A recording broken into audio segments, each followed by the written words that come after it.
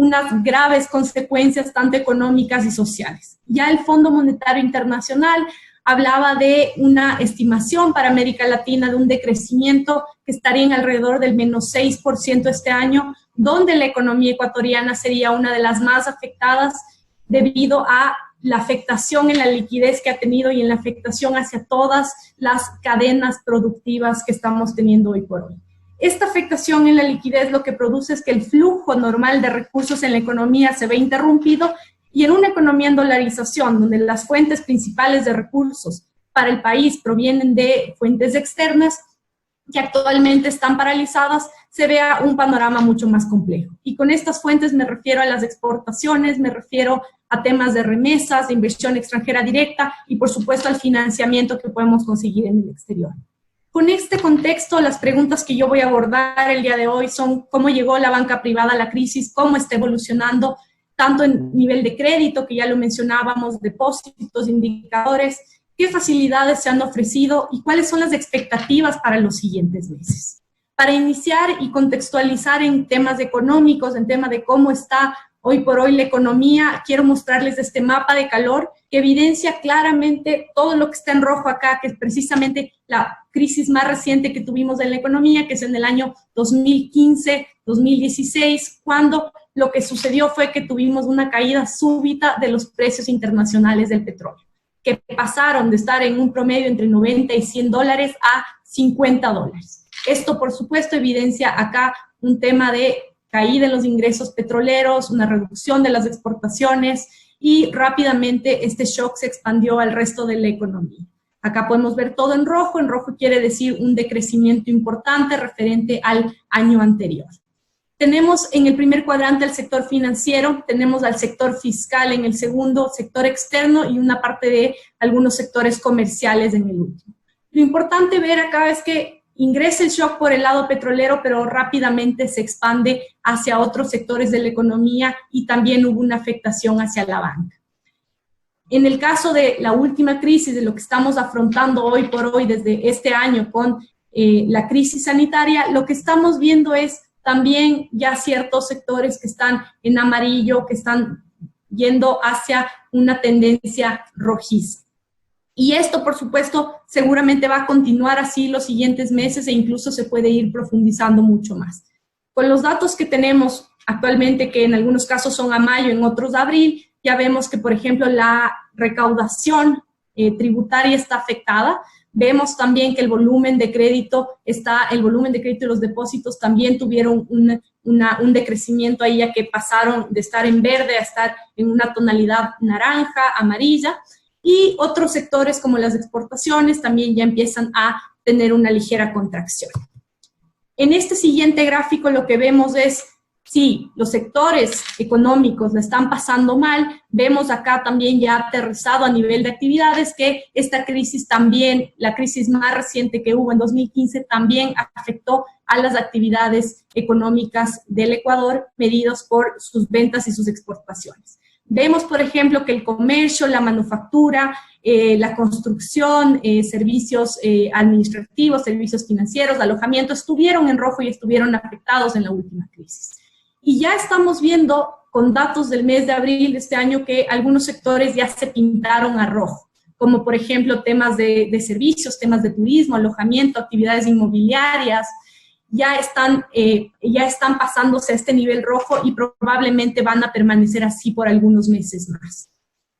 Con esto y con base a las últimas estimaciones que nos ha dado el Banco Central, lo que estimamos para este año es una caída de la economía, del crecimiento económico que estará entre el menos 7,3 y el menos 9,6%, que ya nos ubican en un nivel de caída histórico muy bajo considerando todo el periodo de datos que tenemos desde 1966. Y esto nos permite ver a nosotros que la economía ya venía débil. Y en los últimos 2 trimestres del año 2019 vimos que hubo ya una desaceleración económica, un decrecimiento del menos 0,3 y menos 1% en los 2 últimos trimestres de 2019. Y para este primer trimestre estamos en menos 2,4%. Probablemente este segundo trimestre, que cerró con el mes de junio, va a ser mucho más acentuada la caída, ya que ahora ya vivimos, digamos, estos 3 meses ya contemplan el shock completo de la paralización productiva y de lo que fue la crisis en Ecuador, de lo que todavía está siendo esta crisis, y esto se irá ahondando mucho más para los siguientes meses. Con esto, lo que yo quiero decir en términos económicos es que la situación es bastante compleja, las expectativas para los siguientes meses son complejos y que una de las formas de afrontar el tema de la liquidez y de apoyar a que el país tenga y mantenga sus fuentes de recursos y sus fuentes de liquidez se ven justamente reflejadas en este gráfico que lo tengo acá, que tiene la evolución desde enero de este año de lo que es el riesgo país y el precio del petróleo medido por el WTI, que es el referencial para Ecuador.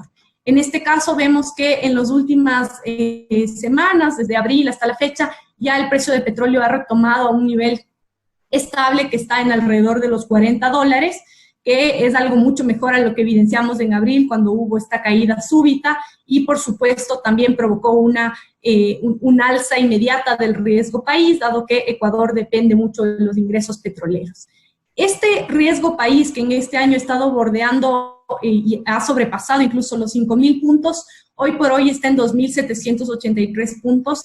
La caída que hubo ayer, precisamente con el resultado favorable del reperfilamiento de la deuda, permitió que exista esta caída que está en 15% y que nos ubique en una tendencia decreciente ya en cuanto a la evolución del riesgo país. ¿Por qué es importante el riesgo país para la economía y para la liquidez de la economía? No únicamente es importante el riesgo país por el acceso a fuentes de financiamiento soberano a las cuales el país podría acceder, que por supuesto es algo muy importante, sobre todo en esta coyuntura de crisis donde sabemos que las necesidades de financiamiento son altas. Sino también es importante el riesgo país porque permite que otras entidades, por ejemplo, del sector privado, como por ejemplo entidades financieras, puedan acceder a fuentes de financiamiento internacionales y traer recursos frescos para Ecuador. Estos recursos frescos, por ejemplo, en el año 2019 llegaron alrededor de $1.000 millones nuevos, traídos y gestionados desde la banca privada, que se consiguieron en condiciones favorables para la economía y se canalizaron exclusivamente a créditos. Y esa canalización a créditos lo que permitió es que la banca pueda cerrar el año y el sistema financiero pueda cerrar el año con un nivel de depósitos, un nivel de crecimientos muy bueno y récord, digamos, en la historia reciente del Ecuador. Entonces, esto ha ayudado muchísimo y el riesgo país, por eso es una variable muy importante a la cual nosotros le damos un seguimiento muy cercano. El año pasado estuvimos con un riesgo país de alrededor de los 600 puntos, que es un nivel bajo, pero todavía era considerado alto para lo que tienen nuestros vecinos Colombia y Perú, que están en alrededor de 278 puntos Colombia, 140 puntos Perú. Hoy por hoy, esto al dato del día de ayer, del 6 de julio. Todavía nos queda un reto muy importante que hacer en este sentido, y pese a este nivel elevado de riesgo país, esta tendencia decreciente que vemos acá ya nos ha permitido que se pueda traer también recursos de este año por 250 millones. Son los recursos que han obtenido 2 bancos del país para poderlos colocar en crédito específicamente con condiciones atadas para el sector productivo, para microempresas, para pequeñas empresas. Entonces, estos son buenas noticias y es una variable que incide directamente en esto, en cómo se puede fortalecer la liquidez en la economía a través de atraer recursos desde el exterior. Otro indicador importante que quiero compartirles es este ranking de fortaleza financiera de los mercados emergentes que lo elabora The Economist, y este es el último dato publicado en mayo, donde evalúan a 66 mercados emergentes por 4 pilares importantes, que son su nivel de deuda pública como porcentaje del PIB, su nivel de deuda externa como porcentaje del PIB, el costo del financiamiento y la cobertura de las reservas internacionales. Acá vemos Ecuador, de 66 países emergentes, ocupa el puesto 54, donde los pilares que más llaman la atención es el costo del financiamiento, que está en un rojo intenso, que quiere decir que tiene una posición muy débil, y este costo de financiamiento está precisamente atado hacia el tema que ya se negoció y se dio en el reperfilamiento de la deuda, donde se logró tener condiciones favorables. el costo promedio de toda la deuda externa que teníamos en bonos, por ejemplo, estaba en más del 10%, y esto complicaba muchísimo este costo de financiamiento y hacía que la deuda ecuatoriana tenga un manejo insostenible en el tiempo, que afortunadamente con la negociación nos da un poco más de ventana y para tener una mayor sostenibilidad en los siguientes años, dado que afrontamos esta crisis.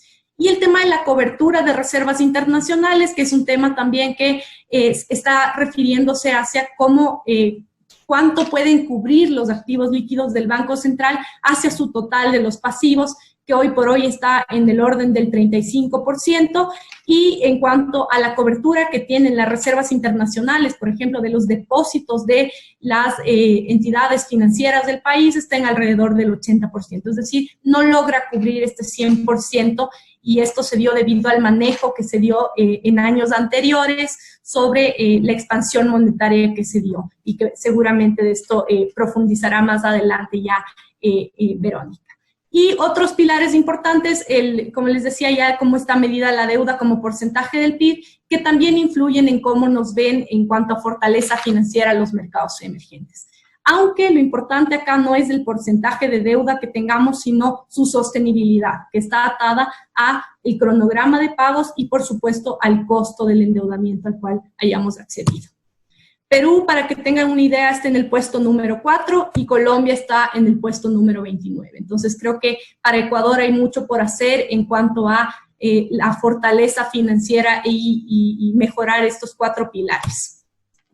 Con todo este antecedente voy a entrar ahora a conversar sobre el sector bancario y cómo ha sido su evolución, cómo llegó a este momento. Y para eso quiero yo entrar hablándoles de una crisis anterior, que es precisamente la crisis de 2008, la crisis global que se dio a través de la crisis subprime que tuvimos impulsada desde Estados Unidos, generada ahí. Y lo que tenemos, lo que estamos viendo en estos dos gráficos de un estudio publicado por el Fondo Monetario Internacional después de la crisis, es el crecimiento del crédito promedio antes y después de la crisis que tuvimos en 2008, entrando ya en materia de crédito. Y lo que vemos acá es que el crecimiento, esto es el crecimiento para algunas economías emergentes de Sudamérica y Centroamérica, es que el crecimiento del crédito era mucho más alto antes de la crisis y la caída después de la crisis en todos los casos fue bastante elevada. La línea rojita es el promedio de todas estas economías, hay otras que no están incluidas acá, pero es el promedio de todo Centroamérica, es el promedio de todo Sudamérica. Y lo que vemos es que en promedio el crédito que se pone después de una crisis va a caer súbitamente y es lo que sucedió en la mayoría de economías. Y cuando investigamos las razones y vemos qué justifica esta caída, que podría ser evidente, digamos, ante una crisis, pero que vale la pena mencionar, está atado a 4 temas muy importantes. El primero puede vincularse a un costo de fondeo más alto que los países enfrentan ante una crisis. En este caso, atado mucho a la remuneración de los depósitos ante una crisis, y esto también acá está en el segundo punto, los hogares, las empresas acuden a sus fuentes de ahorro, acuden a sus depósitos, entonces disminuyen los depósitos de los bancos y al existir menor liquidez agregada en la economía, la remuneración por estos depósitos tenderá a ser más alta cuando hay una mayor escasez de oferta de capital en la economía, es decir, cuando hay una menor liquidez. Entonces, para los bancos existe un costo de fondeo más alto, medido por la tasa pasiva que van a pagar a sus clientes por la captación de estos depósitos. Esto está sucediendo en el país y atado a lo que les mencionaba previamente, en el caso ecuatoriano el costo de fondeo también está atado hacia las fuentes de financiamiento internacionales que se conseguirán en mejores condiciones y a un costo más bajo cuando el riesgo país esté más abajo. La disminución de los depósitos, que como les explicaba es algo normal en un proceso de crisis donde todos acuden hacia sus fuentes de ahorro. Mayores provisiones, por supuesto. En un contexto de crisis, las entidades financieras tienen que hacer mayores provisiones ante el aumento potencial de sus pérdidas esperadas, lo cual va a reducir el margen de intermediación financiera. Esto va a suceder y este aumento de provisiones también puede repercutir en el nivel de crédito. y la afectación en la demanda de crédito. Es decir, acá puede haber un tema también de que como la economía no está creciendo, de que la recuperación es lenta, la afectación en la demanda de crédito se da de una manera importante donde los actores, empresas, hogares, familias, no necesariamente quieren acudir inmediatamente a estas nuevas fuentes de financiamiento. Y precisamente sobre esto quiero mostrarles este gráfico, que es un gráfico del Banco Central, de la última encuesta de oferta y demanda de crédito que la tenemos disponible el primer trimestre de este año.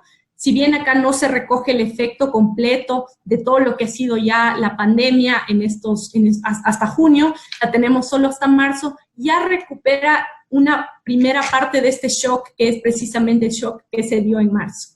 Y acá vemos claramente que la demanda de solicitudes de créditos en instituciones financieras disminuye en el orden del menos 20 al menos 37% para los distintos segmentos de la economía.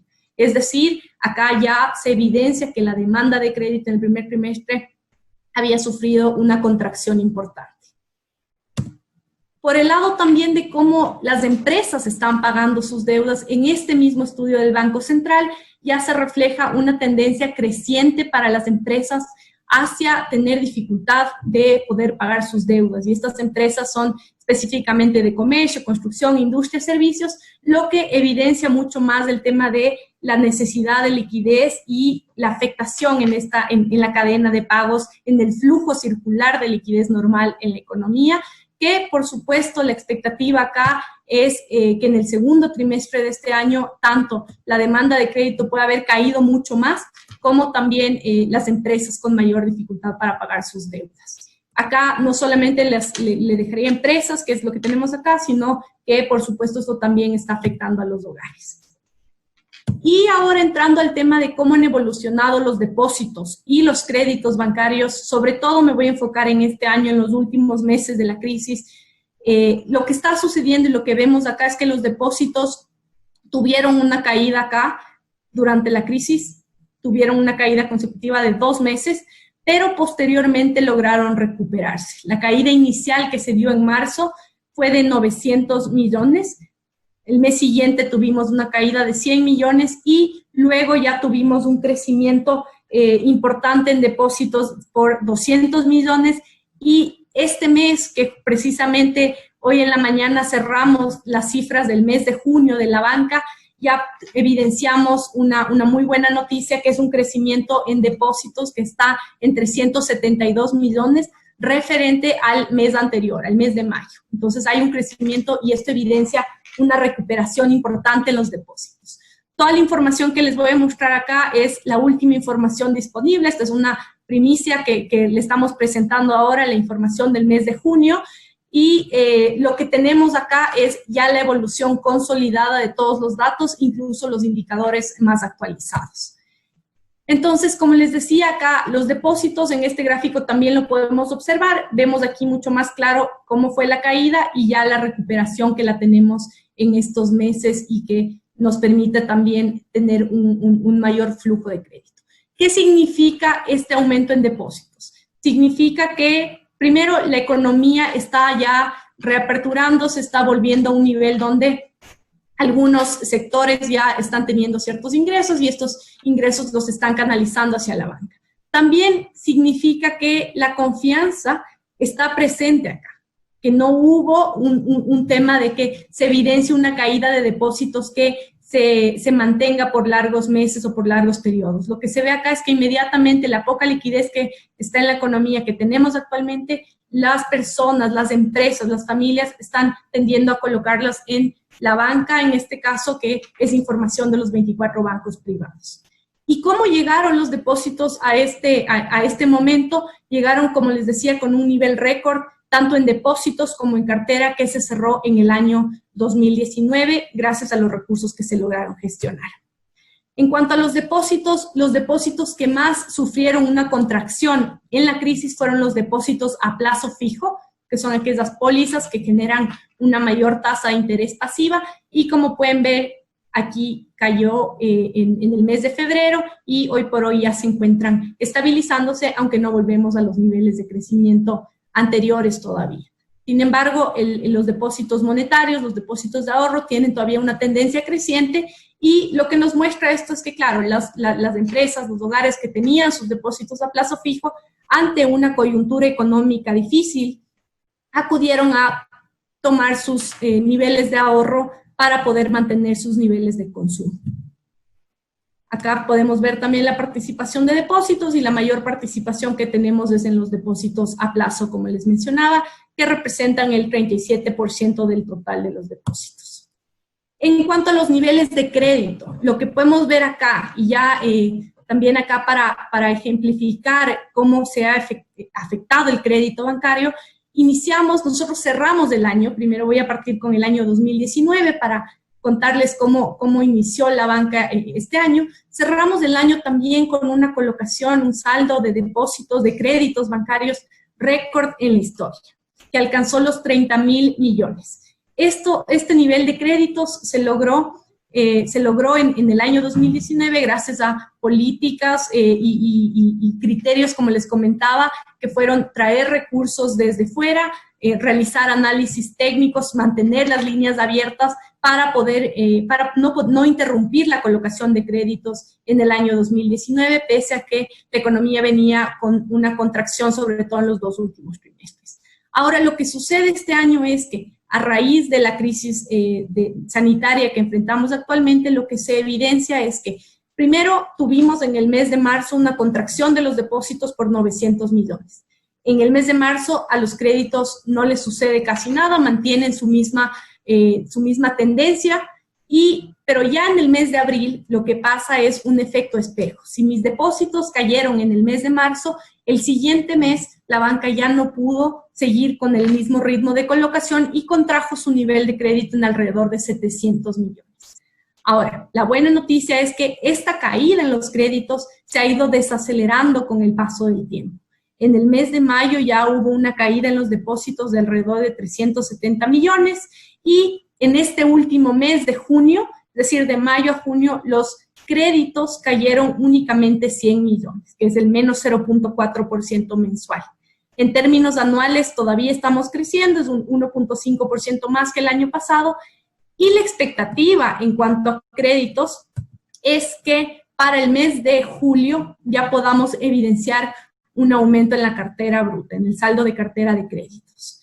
¿En qué basamos esta expectativa? La basamos en 2 cosas. El aumento en los niveles de depósitos, por supuesto también la reapertura en las actividades productivas, y ya que muchos negocios están buscando precisamente estas líneas de financiamiento, y también en los recursos que han llegado desde el exterior para poder ser canalizados hacia diferentes segmentos productivos. Muy importante esto, que los canales están ahí, están abiertos, y también la recuperación de esta cartera dependerá muchísimo de un factor que les comentaba previamente, y es de cómo vaya reaccionando también la demanda de crédito. Importante mencionar que la mayor parte del crédito está destinada al sector productivo, al crédito productivo, en un 60%, y el 40% al crédito de consumo. Con eso cierro diciéndoles que los depósitos aumentaron, los créditos todavía presentan una ligera desaceleración. La expectativa es ya poder ver un tema de crecimiento en crédito para el siguiente mes, que estará atado a las condiciones de la economía, estará atado a cómo evolucione la demanda de crédito, pero la disponibilidad de los recursos está ahí, y sobre todo desde la oferta, las líneas de crédito están en este momento buscando justamente esta reactivación, sobre todo para hogares y para familias que necesiten en este momento retomar el flujo de sus actividades normales. En cuanto a los indicadores financieros, que es ya la última parte de mi presentación, voy a comenzar hablándoles de la liquidez. La liquidez, que son los fondos que tiene la banca, los fondos disponibles para hacer frente a sus depósitos a corto plazo. Y acá lo que sucedió ya en el mes de marzo, una vez que nos vimos afectados por este shock, lo que hizo la banca de una manera muy técnica es aumentar sus fondos de liquidez, aumentar sus fondos disponibles para que la liquidez pueda crecer. Y esto se da debido a que las necesidades de sus depositantes aumentan y los depositantes pueden requerir acudir a sus fuentes de ahorro, y en este caso la banca sabe y está muy consciente de que estos recursos tienen que estar ahí disponibles, y esto refleja ese manejo técnico de los recursos de los depositantes. ¿Cómo se llega a este aumento en la liquidez? Para ello, la banca hizo uso de las reservas que tiene precisamente para momentos como estos, reservas que las ha generado de sus fondos y que sirven para fortalecer sus indicadores en momentos como este. La solvencia es otro de los indicadores que está muy fuerte, muy bueno hoy por hoy, y al día de hoy tenemos un indicador de solvencia del 13.9%, importante en la regulación ecuatoriana. El requerimiento de solvencia mínimo es del 9%, quiere decir que estamos 5 puntos por encima en cuanto al requerimiento mínimo, que son alrededor de 1.700 millones adicionales en los requerimientos. Una parte muy importante de todo lo que ha estado sucediendo y de lo que les he comentado de esta afectación en la cadena de pagos es el indicador de morosidad, precisamente. El indicador de morosidad está medido por la cartera que los bancos no han podido cobrar, la cartera improductiva, la cartera mala, que todavía está morosa, sobre el total de la cartera de crédito. Uno esperaría, y la expectativa sería que esta morosidad esté por un nivel alto, por encima del promedio, como lo vemos acá, como sucedió en la última crisis en 2015-2016. Sin embargo, hoy por hoy sigue por debajo del promedio. Y esto se da debido a las facilidades de financiamiento que han estado otorgando los bancos, donde el compromiso y las regulaciones emitidas desde los organismos de regulación y de control han sido claras. No afectar la calificación de los clientes, la calificación crediticia de los clientes durante los diferimientos que se hayan estipulado. Los diferimientos quieren decir que no se cobraron las cuotas normales de los créditos durante 2, 3 meses, el tiempo que se haya negociado y acordado entre las partes, y que además no se cobrarán intereses de mora. Entonces, estas facilidades que ha podido otorgar la banca desde el mes de marzo, que inició precisamente la pandemia, continúan, y todavía vemos acá el reflejo de una morosidad que está cubierta por estas facilidades. Es decir, esta no es todavía la morosidad real. Acá tenemos la morosidad por segmento de crédito. La morosidad por segmento de crédito la vemos igual, todos están dentro de los rangos normales, a excepción de vivienda, que tuvo un salto súbito en el mes de mayo, cuando precisamente acá en vivienda es un segmento que el paso para ser declarado como cartera vencida, como cartera mala, estaba dentro de los 60 días, que es precisamente el plazo que mencionaba la resolución de la Junta de Política Monetaria. Entonces, acá tendríamos ya un poco la morosidad real para este segmento de vivienda, debido a que el plazo que estaba estipulado para ser declarado como cartera vencida coincide con el mismo que amplió la resolución de la Junta de Política Monetaria y Financiera. En todo caso, importante acá, y aprovecho para mencionarles algo que me preguntaba Rodrigo al inicio, era el tema de las facilidades que han otorgado los bancos y cuánto representan esto hoy por hoy. Los últimos datos que tenemos son datos de la Superintendencia de Bancos, todavía los tenemos hasta mediados de abril del 2020, y lo que tenemos es que en temas de diferimientos son alrededor de 1.8 millones de operaciones que han sido diferidas desde los bancos hasta abril, y esto representa alrededor de 3.500 millones del saldo de cartera. Entonces, esos datos muy importantes, y como todavía estas facilidades continúan, dado que la Junta amplió todavía este plazo por 60 días más, seguramente este dato va a ser mucho mayor con los datos actualizados. Algo importante, sí, la expectativa es que una de las principales afectaciones para la banca en los siguientes meses y cuando ya vayamos saliendo de los diferimientos es el tema de la cobertura crediticia, ya que se espera que pueda haber un aumento en la morosidad. Por supuesto, las cadenas de pago, la liquidez está afectada, muchos clientes van a tener dificultades para afrontar sus créditos y sus obligaciones, y ante eso lo que se está haciendo desde la banca es dar un tratamiento caso por caso para ajustar las necesidades de cada cliente y para crear un plan que se ajuste a la medida de cada uno.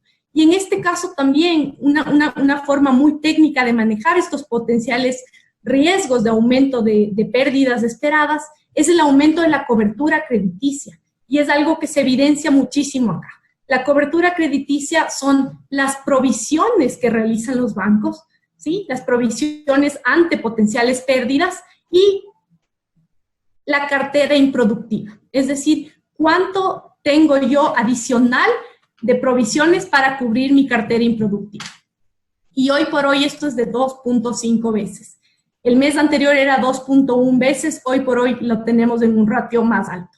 Es decir, se puede cubrir mucho más la cartera improductiva con las provisiones que tiene la banca. Y esto demuestra también un manejo técnico acá, aunque el aumento en estas provisiones tiene una repercusión importante también en el margen de intermediación financiera y en los niveles de rentabilidad de la banca, que es precisamente lo que les voy a mostrar acá. En cuanto a la rentabilidad, medida como la utilidad sobre el patrimonio, la banca cerró el año 2019 con una rentabilidad de más del 13%, 13.6%, y hoy por hoy lo que vemos es ya una pérdida súbita de la rentabilidad en más de la mitad.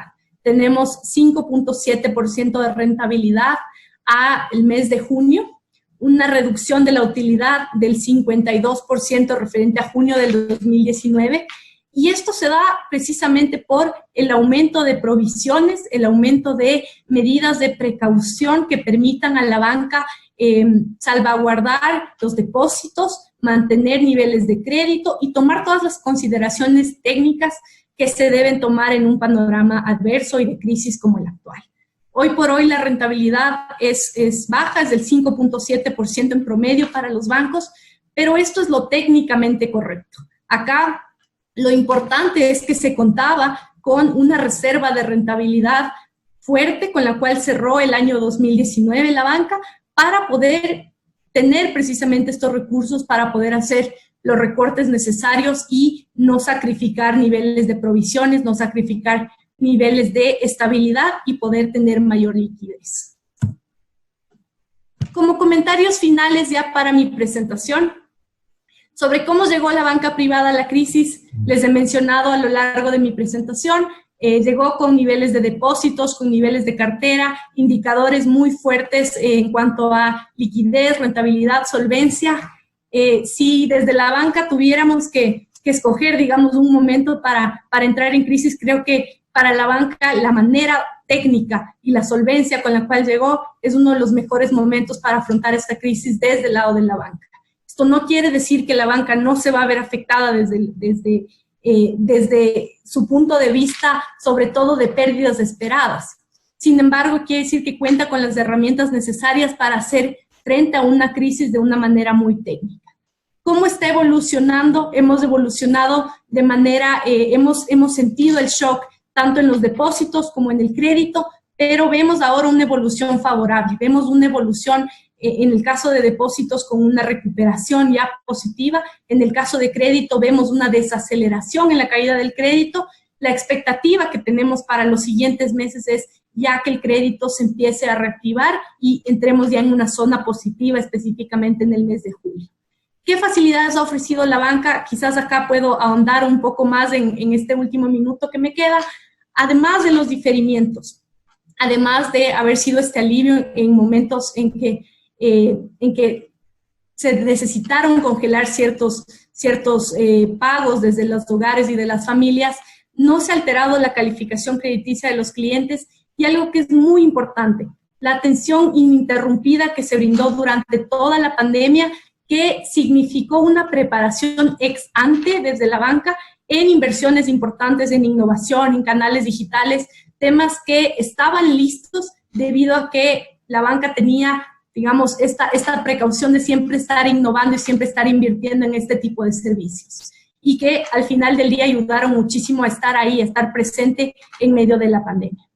¿Cuáles son las expectativas para los meses siguientes? Las expectativas son seguir apoyando a los clientes, seguir dando diferimientos, seguir haciendo análisis caso por caso que se ajusten a cada requerimiento y ver ya una recuperación mayor en el tema de créditos y que los depósitos continúen con una tendencia creciente. Por supuesto, el tema final, poder seguir también gestionando fondos de fuera que permitan tener mayores recursos acá y que permitan mejorar los flujos de liquidez en la economía. Listo, muchísimas gracias, Andrea. A continuación tenemos a Verónica Artola. A nivel profesional se ha desempeñado como subsecretaria general de Planificación para el Buen Vivir y subsecretaria de Seguimiento y Evaluación en la Secretaría Nacional de Planificación y Desarrollo, SEMPLADES. Secretaria del Consejo Nacional de Planificación, intendenta de Control de Concentraciones en la Superintendencia de Control de Poder de Mercado. Dentro del Banco Central del Ecuador ha ejercido importantes cargos como asesora del presidente del directorio, asesora del gerente general, directora de Servicios Bancarios Internacionales y subgerente de Programación y Regulación Monetaria y Financiera. Desde junio del 2017 se desempeña como gerente general del Banco Central del Ecuador. Es economista graduado por la Pontificia Universidad Católica del Ecuador. Tiene una maestría en Economía Aplicada en la Universidad Autónoma de Barcelona. Damos paso a su intervención.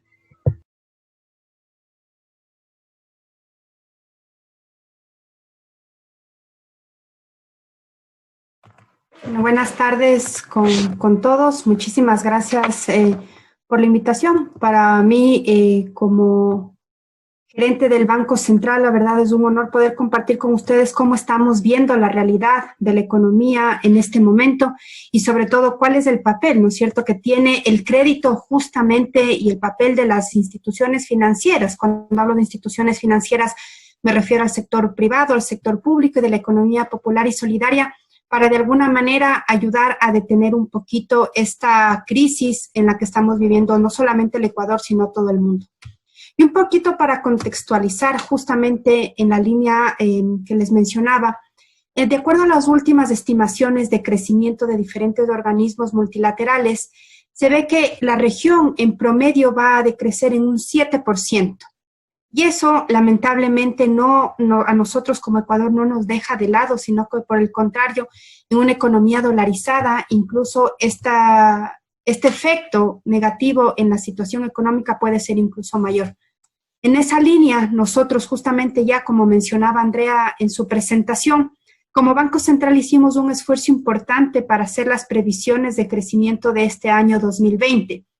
Y desde el año 1927, que nosotros tenemos información, vemos que es la previsión o la caída más drástica que tendremos en la economía en este año 2020. Estimamos que va a decrecer entre un 7,3 y un 9,6%. Y eso básicamente, como ustedes pueden ver aquí, en el escenario base que nosotros tenemos, es una fuerte participación que tienen los hogares y una fuerte caída de alrededor del 8%. Recordemos que los hogares en el Ecuador tienen un peso aproximadamente en el PIB de un 60%. Entonces, cualquier cosa que nosotros podamos hacer para mejorar algo la situación de los hogares, no solamente que va a ayudar a que este crecimiento económico sea un poco menor, sino que hay dos variables importantes que nosotros tenemos que seguir, y es el empleo y la pobreza, que son justamente variables que necesitamos de alguna manera detener su deterioro en este año para que la recuperación en los próximos años pueda ser muchísimo mayor. Y en esa línea, el contexto económico que estamos viviendo actualmente, ya específicamente dentro del sistema financiero, nos ha generado algunos retos importantes y sobre todo este contexto que estamos viviendo. Y básicamente lo que se ve es que hay una mayor demanda de liquidez justamente porque lamentablemente muchas empresas, muchos hogares no tienen los recursos suficientes y necesitan ir al sistema financiero y demandan esta liquidez. Las empresas y los hogares que aplican para la obtención de cualquier préstamo, ya sea para capital de trabajo, también utilizan todas las líneas de crédito que existen en este momento para poder justamente enfrentar algún cierre parcial o total de sus negocios y por ende afectar la economía. Y también lo que se ha visto en estos últimos meses es que ha habido un incremento de la morosidad también en las diferentes carteras que maneja el sistema financiero. Por lo tanto, es necesario justamente, como decíamos, tratar de hacer alguna política contracíclica en este sentido macroeconómico. Sin embargo, lo que nosotros hemos visto, de acuerdo a la evidencia empírica, es que las entidades financieras, nuevamente públicas, privadas y de la economía popular y solidaria, en situaciones como estas de crisis, se comportan de una manera procíclica, es decir, que dejan de prestar cuando justamente se tiene una mayor necesidad de recursos en la economía. Y así se ve en estos gráficos que les quiero mostrar a continuación. Estos son los datos. En las barras ustedes ven la evolución del monto de las operaciones activas por cada uno de los subsistemas que tenemos en el Ecuador. Y vemos que para el mes de mayo tenemos unas operaciones activas que bordean los 1.552 millones. Esto significa alrededor de 110 millones adicionales a lo que vimos en el mes de abril, pero de todas maneras, al menos desde este gráfico que tenemos de enero del 2017, es el monto más bajo que hemos tenido en los últimos 3 años de colocaciones. Esto a nosotros, y con los datos que les mostré del crecimiento económico, nos hacen estimar o proyectar que el crédito en el Ecuador este año podría estar decreciendo en alrededor de un 15%.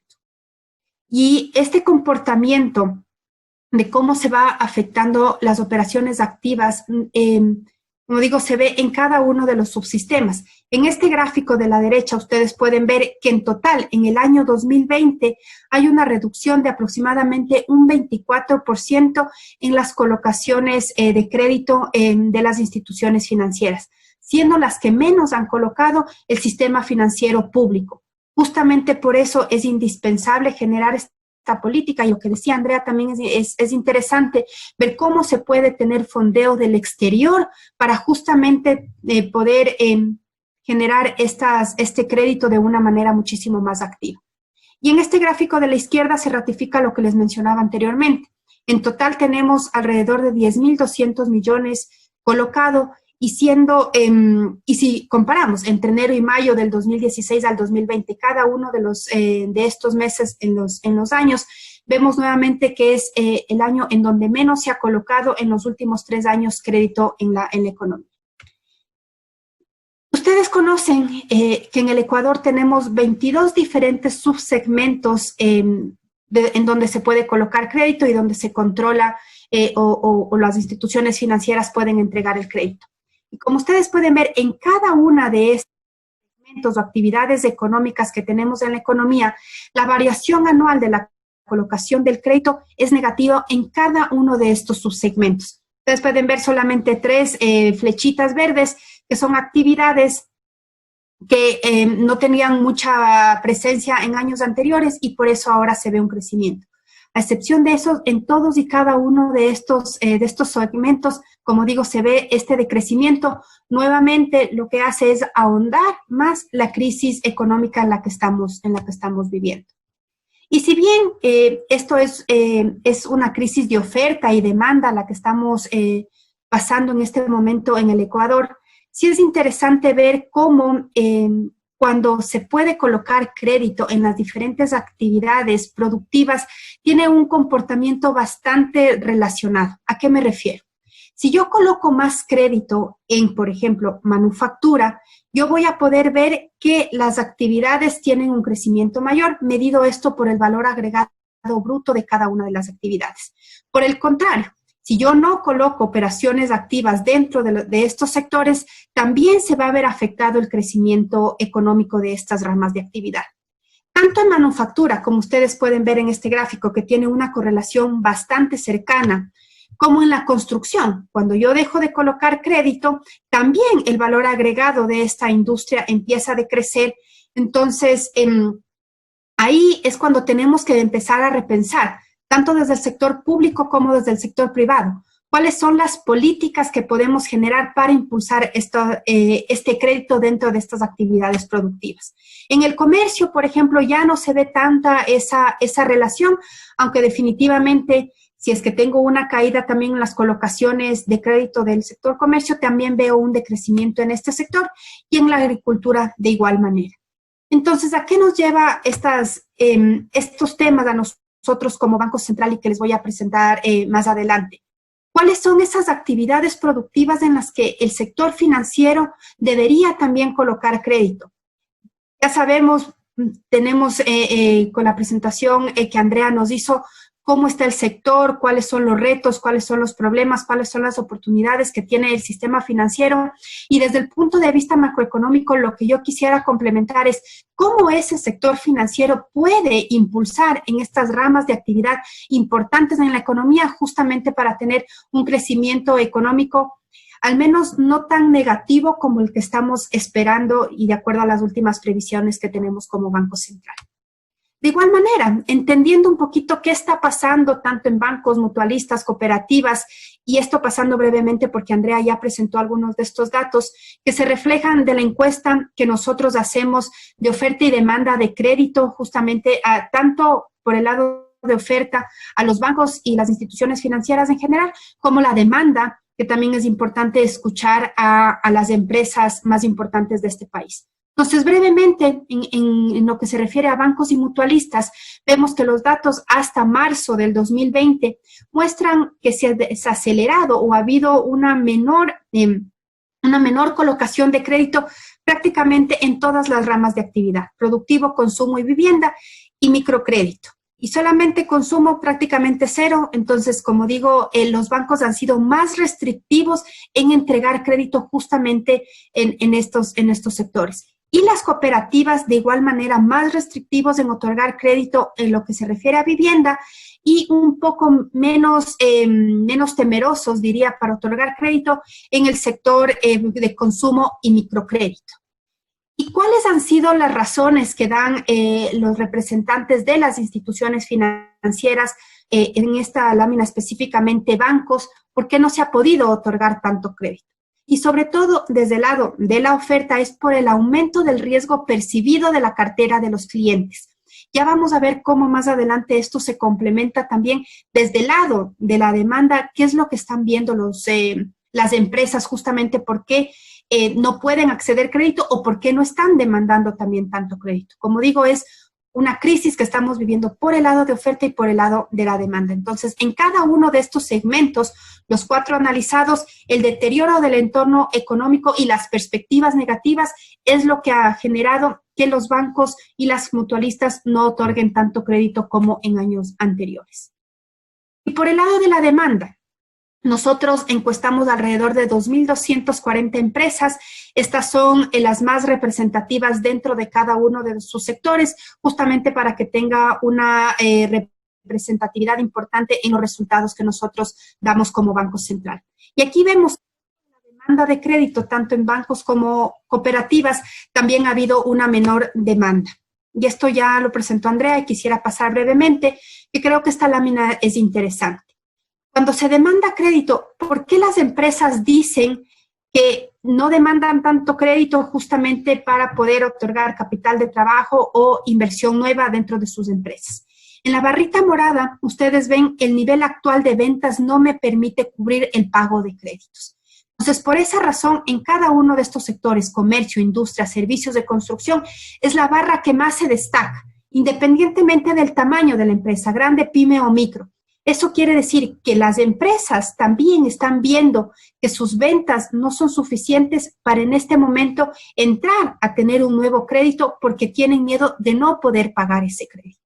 Igual manera, las cuentas por cobrar lamentablemente no han sido recuperadas adecuadamente, lo cual también detiene las decisiones por el lado de la demanda para solicitar créditos a las instituciones financieras. Entonces, estamos en un cóctel un poco complicado que no lo habíamos visto en otras ocasiones. Nuevamente, por el lado de oferta, que hay estas dificultades o estas restricciones por parte de las instituciones, pero también por el lado de la demanda, porque las empresas nuevamente tienen algún miedo de poder pedir estos créditos. Y ahí es donde yo quisiera dar un paso adelante. Sabemos los problemas, sabemos las restricciones, sabemos la situación tan complicada que estamos pasando como país y como región. ¿Y qué podemos hacer? ¿Y qué debemos hacer como país? Nuevamente, poner el hombro tanto al sector público como privado. Y en estas 2 láminas yo les quiero mostrar, utilizando los datos que nosotros manejamos de la matriz de insumo-producto en el Banco Central, que 20 20 industrias representan el 72% del total de la producción del Ecuador. Entonces, ¿qué quiere decir esto? Si las instituciones financieras pueden colocar crédito enfocado en estas 20 industrias, ya podríamos llegar realmente al grueso de la producción del Ecuador. Y si vemos por el lado del empleo, ¿cuáles son las ramas de actividad que más generan empleo dentro del Ecuador? Nuevamente, hay 20 industrias que representan el 85% del total de empleo en el Ecuador. Y aquí está comercio, construcción, cría de ganado, transporte, cultivo de banano y actividades profesionales entre las 5 más importantes. Entonces, nuevamente, así solamente en un análisis de matriz de insumo-producto, si nos dedicamos a colocar el crédito a estas industrias, ya podríamos detener algo, o esperaríamos que se detenga algo, el deterioro en la pérdida de empleos. Nosotros como Banco Central también hemos hecho unos esfuerzos interesantes para estimar cuántos podrían ser los empleos que se pierdan en esta coyuntura y tenemos calculado que aproximadamente se podría perder en un escenario medio alrededor de 600,000 empleos en este año 2020. Entonces, por eso decía que las variables de empleo y pobreza deben ser muy importantes para la toma de decisiones de política económica. Y ya dando un paso más adelante, solamente, como les digo, estadísticamente estas son las ramas más importantes, pero si ya hacemos un análisis de encadenamientos productivos, y en eso hemos estado trabajando mucho como Banco Central. ¿Y qué es esto de encadenamiento productivo brevemente? Es para ver cuáles son las dinámicas que se establecen entre los diferentes sectores dentro de un proceso productivo. Porque puede ser que una rama de actividad, como la construcción, demanda muchísimos insumos, tanto finales como intermedios, y me ayuda realmente a tener más generación de actividad económica. Mientras que el petróleo, tal vez, yo no tengo tanta mano de obra, no tengo tantos insumos, y tal vez no es tan importante dentro del encadenamiento como tal.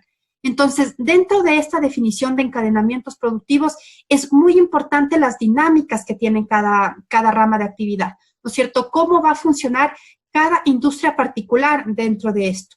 Y estos encadenamientos, ¿cuál es la importancia o cómo debemos verles? Dentro del gasto de las familias, gastos de inversión que se pueden generar, las exportaciones también que estas ramas de actividad pueden generar y por lo tanto traer recursos desde el exterior, y el gasto del gobierno que también pueda incrementarse.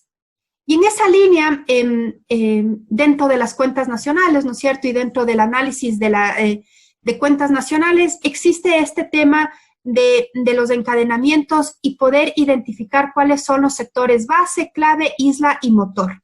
Entonces, dentro de todas las actividades económicas que nosotros analizamos en el Ecuador, tenemos los sectores base, que son 13 actividades económicas, que son aquellas que requieren pocos insumos del resto de sectores y proveen mayoritariamente de insumos al resto de sectores. Los sectores clave, que son los que a nosotros nos interesaría como sector público y como sector privado impulsar, porque son los que demandan y ofrecen grandes cantidades de insumos al resto de sectores, es decir, que realmente tienen una interacción con diferentes sectores de la economía muy importantes. Los sectores o las ramas de actividad motor, que son 21 dentro de nuestra economía, son aquellos que requieren grandes cantidades de insumos del resto de sectores y proveen pocos insumos a las otras actividades económicas. Y en cambio las islas es que demandan y ofertan pocas cantidades al resto. Entonces, la verdad, desde el sector público, en donde deberíamos enfocarnos son en generar políticas públicas y algún tipo de incentivo para que se coloquen créditos en los sectores clave y en los sectores motor. Y esta información también es interesante justamente para las instituciones financieras, porque de ahí podrían decir, ok, si yo me enfoco en estos sectores clave y motor, entonces realmente yo podría generar alguna reactivación económica interesante en el país. Y para mostrarles cuáles son estas actividades justamente o estos sectores. Dentro del sector clave tenemos la cría de ganado, la acuicultura y pesca de camarón, la extracción de petróleo, la producción de madera, metales, maquinaria, generación, captación y distribución de energía y la financiación de planes de seguro. Y dentro del sector base, banano, café, cacao, cereales, oleaginosas hilos, papel, ya están actividades mucho más manufactureras y más desagregadas. Papel, refinados de petróleo, plástico, bueno, ahí ustedes tienen el detalle. Entonces, nosotros desde Banco Central, y sin entrar mucho al detalle que Andrea, como digo, ya lo hizo correctamente, sabemos cuáles son estos desafíos. En otros foros yo planteaba que desde Banco Central sí vemos algunos retos que tiene el sistema financiero, como es tener recursos más baratos desde el exterior para poder colocar, ver cómo implementamos también medios de pago digitales para justamente poder reactivar más rápidamente la economía. Pero este es un tema también indispensable que no lo hemos compartido y tratado en otros foros que nos parecía justamente importante compartir y hablar en este espacio, ver en qué actividades productivas el sector financiero justamente puede jugar un papel indispensable y muy importante para la reactivación económica. Y finalmente, como conclusiones, nosotros vemos que resulta en este momento clave mantener la liquidez en los mercados de crédito, justamente con la finalidad de satisfacer esta demanda de liquidez y de crédito que yo les mencionaba al inicio, que la gente, tanto las familias como las empresas están demandando. También creemos que se puede flexibilizar las condiciones de estos nuevos créditos, ver si se obtiene justamente este fondeo más barato, cómo se pueden poner, sobre todo, condiciones en plazos más altos y en el pago de estas deudas, que en este momento sería muy importante. El sector financiero, o nosotros como gobierno, mejor dicho, debemos trabajar de manera muy de la mano con el sector financiero privado y de la economía popular y solidaria, justamente para desarrollar estas líneas de crédito adicionales que no existen actualmente en la economía y que se deben impulsar. En el gobierno, desde el Banco del Pacífico, se está generando este tema de Reactívate Ecuador. Ya en este primer mes realmente que ha funcionado esta línea Reactívate Ecuador, ya se han otorgado casi $200 millones en créditos, que en este momento realmente es muy importante también frente a la situación que estamos viviendo. Y finalmente, las instituciones financieras internacionales, incluido, ¿no es cierto?, el sector privado y los créditos soberanos de los bancos multilaterales, definitivamente pueden jugar un papel muy importante en el desarrollo y en el aporte a la economía ecuatoriana. Hemos visto cómo los organismos multilaterales, CAF, BID, el mismo Fondo Monetario, durante estos últimos meses han otorgado créditos. También vienen créditos puntualmente para la banca pública en los próximos meses, justamente para otorgar estas líneas nuevas de financiamiento para las familias y para las empresas, para de alguna manera dar un alivio justamente a la situación complicada que estamos viviendo en este momento, pero que creemos también que en el segundo semestre del año, ya con la economía un poco más abierta, con las actividades económicas trabajando un poco más, se puede tener un mejor resultado en este segundo semestre del año. No digo un crecimiento en el Ecuador, no digo un crecimiento positivo, pero al menos que no vayamos o que no veamos un deterioro justamente en estas variables. Nuevamente, muchísimas gracias y al final quedo también dispuesta para aclarar cualquier duda o cualquier pregunta. Muchas gracias, Verónica, por tu intervención. A continuación tenemos a Rodrigo Espinosa Bermeo. Ha sido funcionario del Banco Central del Ecuador, director ejecutivo alterno del Banco Mundial, gerente del Banco Central del Ecuador, director gerente del Diario El Comercio, ministro de Finanzas y Créditos Públicos, presidente de la Junta Monetaria y consultor económico. En el plano académico ha sido docente de la Facultad de Economía de la PUCE y la Universidad Central del Ecuador. Además, ha sido decano en la Facultad de Economía en la PUCE. Economista por la Universidad Central del Ecuador, máster en Economía por la Universidad de Washington y PhD por la misma universidad. Además, ha realizado cursos de gerencia bancaria en Lloyd y Bolsa Internacional.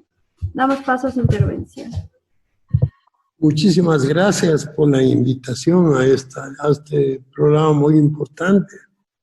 Y quiero saludar tanto a Verónica como a Andrea. Es un placer estar conversando con ustedes también. Bueno, yo voy a comenzar primero desarrollando, hablar un poco del contexto global, de lo que significa esta contracción causada por el sector de la salud y después hablar de la realidad nacional. Una cuestión que hay que tomar muy en cuenta es que esta contracción, esta recesión, proviene de un shock exógeno a la economía. Esto proviene de un problema de salud.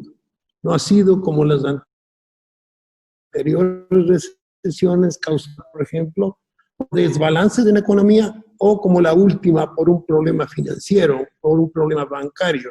Entonces, este shock externo ha impactado durísimo en el bienestar de principalmente los más vulnerables. Y en vista de este shock exógeno que impacta duramente a los asalariados y a los vulnerables, asalariados porque en la última década se ha podido apreciar que el crecimiento económico ha estado, la composición de los salarios en la economía ha ido disminuyendo. Eso se ha producido en países desarrollados a nivel global. Es el crecimiento causado por la tecnología.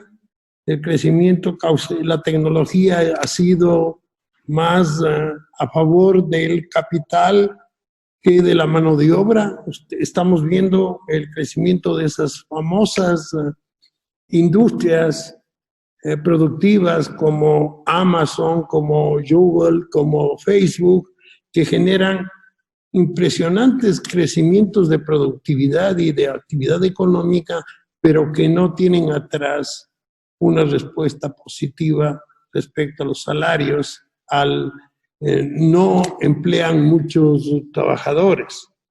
Entonces, este shock exógeno está impactando duramente a los grupos vulnerables, que son los que más se han visto afectados con el desempleo.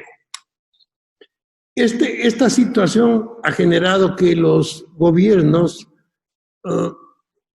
inmediatamente hayan iniciado un apoyo fiscal extraordinario en todos los países, principalmente a nivel global.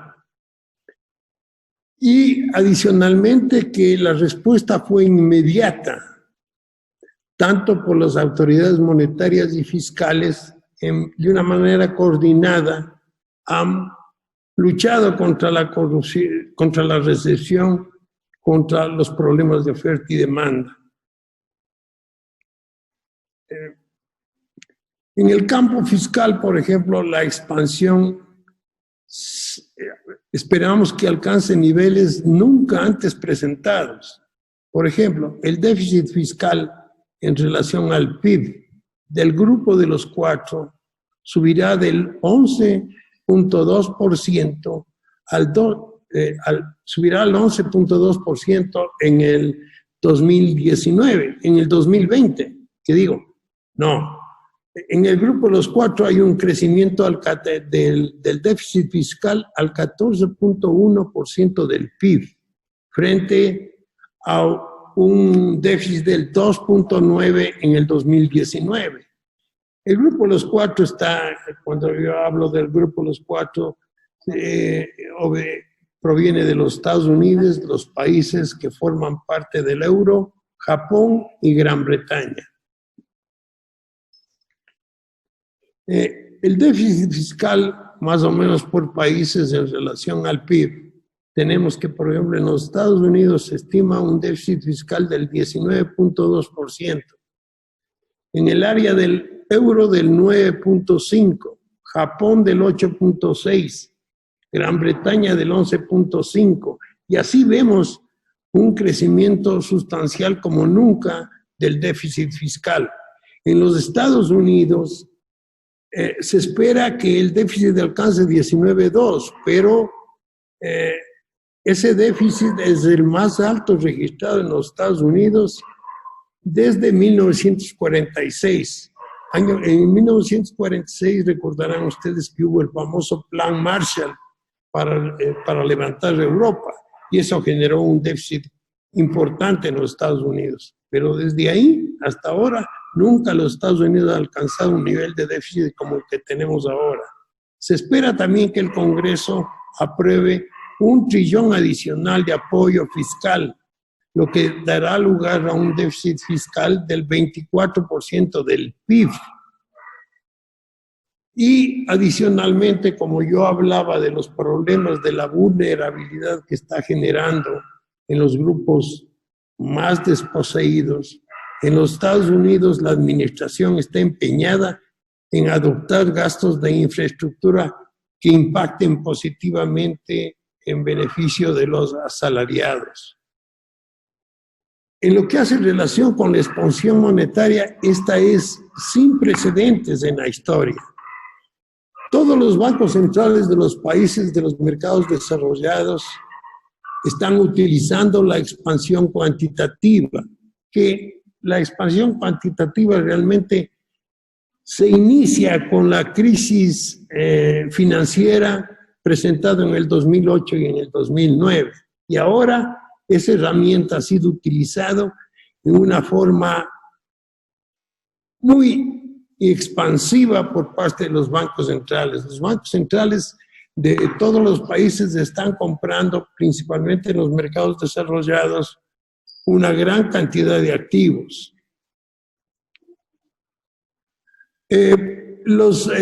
Se estima que en los Estados Unidos el Fed expanda su balance en 38% del PIB, más de 4 veces a la registrada en 2008 y 2009. Nunca el Fed ha expandido tanto sus balances. Y estos números son inmensos, ¿no? 38% del PIB del país más rico del mundo. Los países de la zona del euro y del Japón, que en la crisis anterior financiera no iniciaron una política cuantitativa de estas, sino posterior al inicio de la crisis, ahora están expandiendo la política monetaria. La expansión monetaria es desde el comienzo de la crisis, desde que se inició el shock.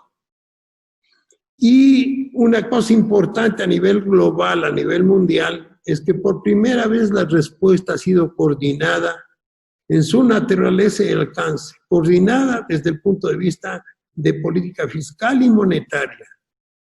Y alcance que casi todos los países están haciendo lo mismo. Los resultados son los siguientes.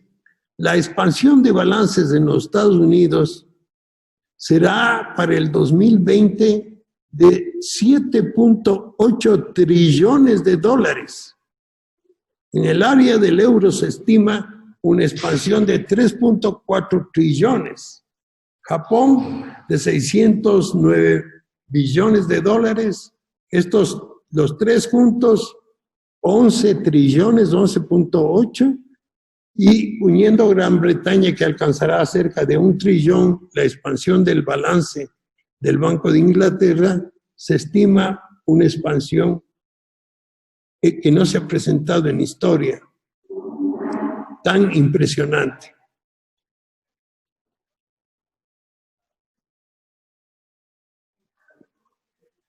Ahora hay que tomar en cuenta lo que la expansión cuantitativa es una herramienta no convencional que recién se está utilizando. Antes se tenía mucho temor de que este tipo de creación de dinero por parte de los bancos centrales generaría inmediatamente una inflación.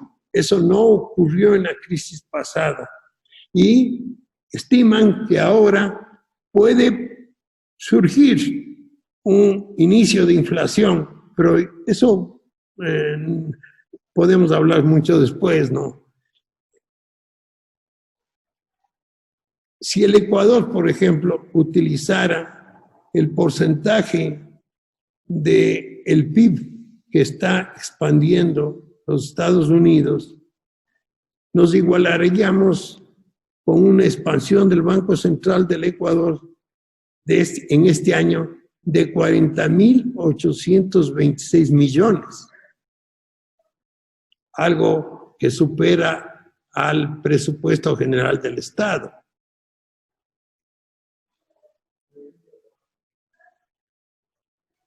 Actualmente, ya en el mes de julio, la información que se presenta está mostrando ciertos brotes positivos en la economía en el mes de mayo y ha continuado en el mes de junio.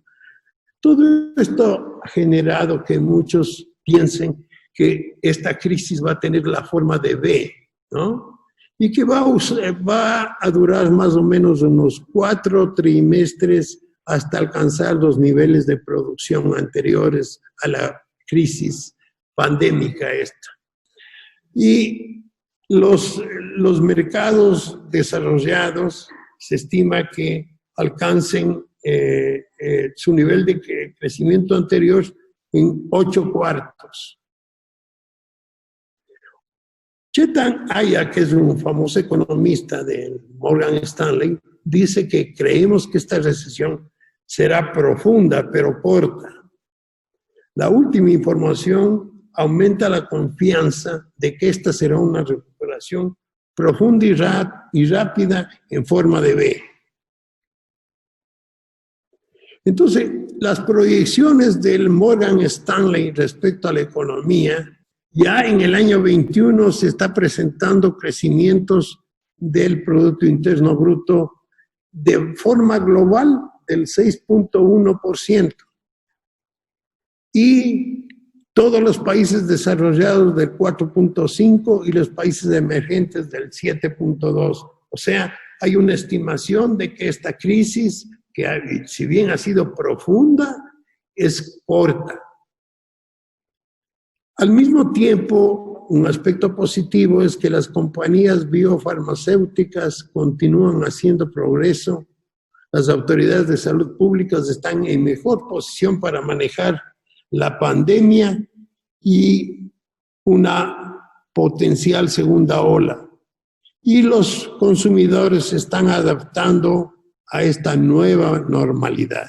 Ahora vamos a hablar un poco de la economía nacional. Entonces, como les decía, es impresionante la respuesta que han tenido los países desarrollados para resolver este problema exógeno de la economía. Y que su respuesta es tan violenta y tan grande que esperan que dure máximo 4 trimestres. Ahora, la realidad ecuatoriana es diferente, ¿no? El país enfrenta la crisis de salud con enormes debilidades.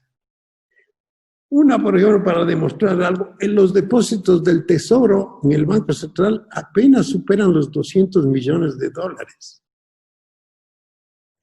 Eso, el fisco tiene problemas serios para resolver dificultades mínimas.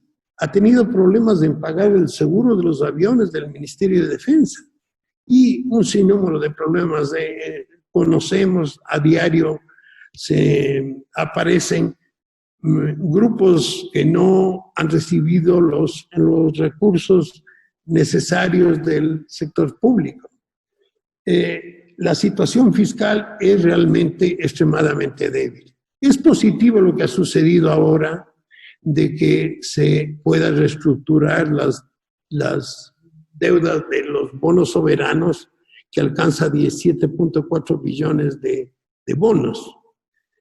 Pero esa reestructuración, a pesar de los ahorros que tenemos, es una gota frente a los problemas de los recursos fiscales que enfrenta el país, porque tenemos un problema serio con el Instituto Ecuatoriano de Seguridad Social. Tenemos también que tienen que resolver los problemas del balance del Banco Central, que son por problemas del sector fiscal. Aquí en esta gráfica tenemos los recursos los depósitos del Tesoro Nacional en el Banco Central y estamos viendo a junio 26 que apenas llegan a 287 millones de dólares, que son recursos totalmente insuficientes. Entonces, el sector público realmente con la situación que tiene, es muy difícil que pueda ayudar de una forma cuantitativa. Y necesariamente creo yo que una cuestión muy importante que requiere el sector público es la mejora en la calidad de la gestión. Para eso se requiere una transformación que permita enfrentar mejor las crisis, una transformación institucional, digo yo, que haya una optimización de la gestión del sector público, con nuevas formas de trabajo alineadas a prácticas implementadas por muchos países y por las grandes multinacionales. ¿Cómo gestionan la operación? Son prácticas que ya están que son conocidas y que lamentablemente nuestra gestión pública está lejos de esas prácticas. Se requiere un diseño de todas las actividades y procesos, simplificación, estandarización y centralización. No es posible que las compras, por ejemplo, en el caso de la salud, cada hospital puede realizar las compras, que cada hospital tenga su propia contabilidad. Es como si pensáramos que en un banco, por ejemplo, las agencias de los bancos tengan la posibilidad de adquirir las compras, que las agencias de los bancos puedan manejar su publicidad, su contabilidad y la back office. Entonces, es necesario que el país requiere más calidad, requiere más eficiencia, más eficacia, y para eso se requiere automatizar procesos. Ese es un campo que el Ministerio de Finanzas y que todo el sector público debe manejar. Se habla de que hay demasiados empleos en el sector público y uno de los problemas es que no tenemos procesos adecuados y no se están gestionando adecuadamente con prácticas eficientes que utilizan ya hasta las grandes empresas. Entonces, yo creo que con esto, con la mejora en la calidad, podemos lograr una eficiencia mayor, efectividad, mejores controles, se estaría luchando contra la corrupción y se lograrían ahorros significativos y se darían muchos mejores servicios a los ciudadanos. Ahora vamos a entrar en la parte monetaria. La situación monetaria es crítica. El balance del Banco Central es muy pobre.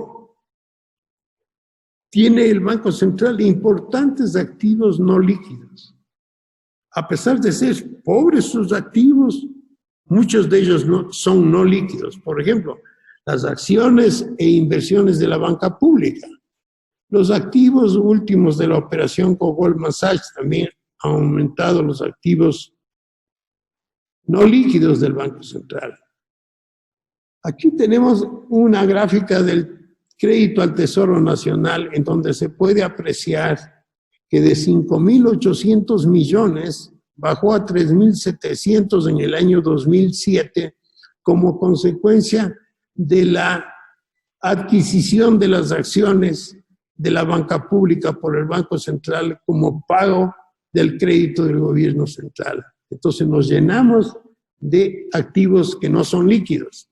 Y aquí lo último que sucedió en junio 29, que fue la operación con Goldman Sachs, que el Goldman Sachs canjeó el préstamo del gobierno al Banco Central. Entonces se convirtió en una inversión, dicen, del Banco Central, pero que dio lugar a que el crédito al gobierno suba de 2.900 a 4.083.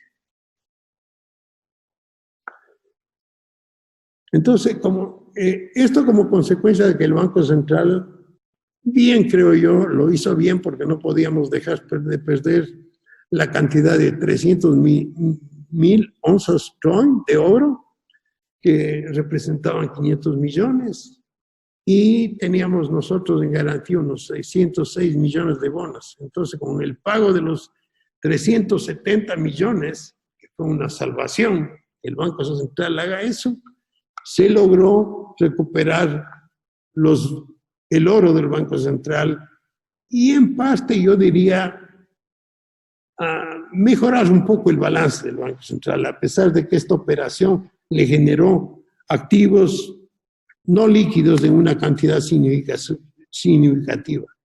Y indudablemente que este desembolso no afectó a las cuentas fiscales. Y podríamos decir que la operación no es legal porque el Banco Central no puede dar crédito. Otro de los problemas que les decía de los activos no líquidos, que actualmente todavía tenemos un saldo muy importante de 1.328 millones de créditos de inversiones concedidas a la Corporación Financiera, a Ban Ecuador y al Banco de Desarrollo, con recursos de la Reserva Monetaria Internacional, que son escasos. 1.328 millones de dólares son importantes para la Reserva Monetaria Internacional y para el balance del Banco Central. Entonces tenemos una Reserva Monetaria Internacional sumamente deficiente, muy pequeña, extremadamente pequeña. Apenas 2.6 billones de dólares es lo que tiene para cubrir los pasivos monetarios. No, con eso no puede cubrir los pasivos monetarios. Y no se diga adoptar políticas que son necesarias ahora, por ejemplo, para ayudar en la forma como Verónica señala con los estudios que han realizado de este encadenamiento productivo que podría el Banco Central, usando esas herramientas, utilizar con recursos propios del Banco Central, podría ser una labor muy importante, no solamente para resolver la crisis, sino para mejorar el bienestar y la calidad de vida de los ecuatorianos, como lo hizo antes el Banco Central en épocas en que contaba con recursos. Yo creo que este no es un problema de la dolarización, si bien la dolarización le impide ahora, el problema más serio que tiene el Banco Central es que su balance es extremadamente débil y vamos a necesitar muchísimos años, quizá décadas, para contar con un balance suficiente de parte del Banco Central del Ecuador que le permita realmente actuar y monitorear de mejor manera la economía. Aquí el crecimiento de la reserva monetaria se nota una variación, una fluctuación que nos muestra que la recuperación va a tomar mucho tiempo. Las reservas bancarias en el Banco Central superan a las reservas del Banco Central. Entonces, esa es una demostración, como le decía, de los problemas que tiene el balance del Banco Central del Ecuador.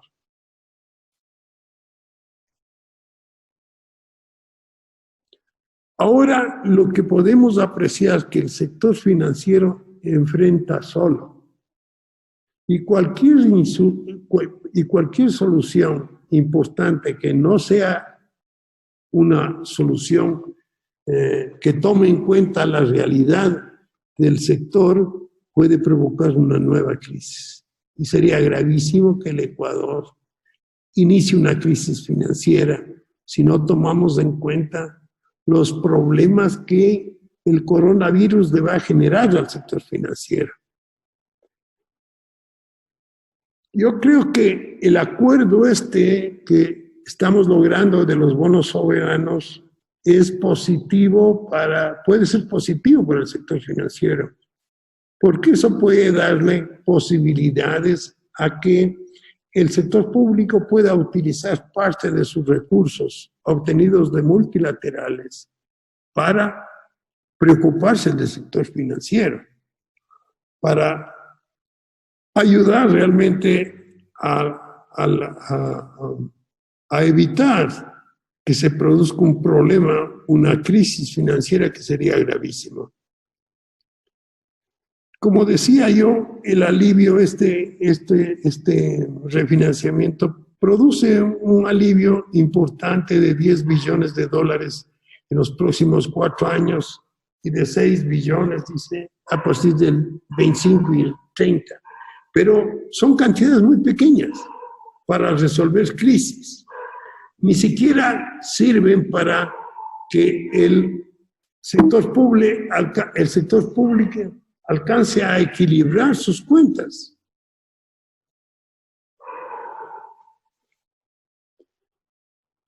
Entonces, como les decía anteriormente, la crisis de esta va a ser en forma de V, pero yo no creo que en el Ecuador va a tener la forma de V, porque hay problemas de falta de estímulos, de la vulnerabilidad fiscal, monetaria, y también una cuestión que hace falta, una regulación adecuada del sector bancario y financiero, que asegure realmente esa regulación adecuada, ayude para mitigar problemas de riesgos.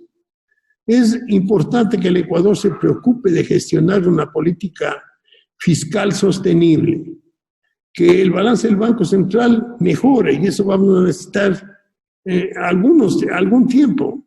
Y para mitigar el riesgo en el sector financiero, es importante que ya iniciemos con normativas internacionales modernas. Ya se debe utilizar Basilea 1, 2 y 3. Con Basilea 2 se crean colchones de liquidez que mucha falta harían en este momento. Entonces, indudablemente que nuestro sector financiero ha aumentado su capacidad, ha mejorado la gestión desde el punto de vista tecnológico, pero en lo que hace relación a las regulaciones, no tenemos las regulaciones suficientes para lograr un sistema financiero mucho más sano. Hay diferencias importantes también en la regulación, el trato que se da a la banca pública, el trato que se da a las cooperativas, el trato que se da a la banca es diferente. Son mercados diferentes que no deberían ser. Muchísimas gracias. Muchísimas gracias, Rodrigo. Ahora vamos a pasar a la parte de preguntas y respuestas. Las primeras preguntas las tenemos desde nuestras redes sociales. La primera es para Verónica Artola y estipula: estoy de acuerdo con la importancia que se debe darle a las variables reales de la economía. Ecuador, por su poca previsión, posee pocas alternativas para afrontar los problemas de liquidez. Entre las pocas se encuentra el financiamiento externo o un respiro mediante refinanciamiento, como se lo expuso el día de ayer. ¿Cuáles son las lecciones más importantes de esta crisis que nos deja en términos de la necesidad de políticas anticíclicas? Listo, muchas gracias. La verdad, en una economía como la nuestra y con un balance del Banco Central, como decía Rodrigo, que estamos totalmente de acuerdo, bastante deteriorado, hacer política contracíclica desde el Banco Central, por ejemplo, es complicado en este momento.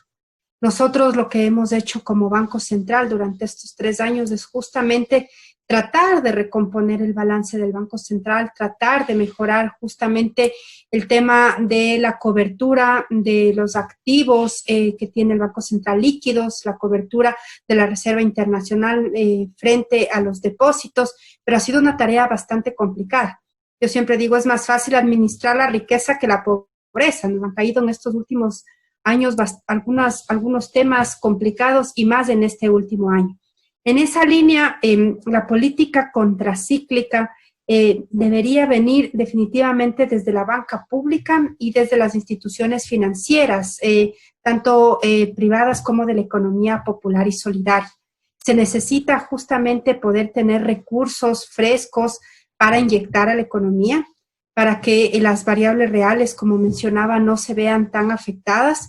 Se necesita también que el sector público financiero, es decir, Banecuador, CFN, CONAFIPS, puedan otorgar créditos buscando también financiamiento de fuera.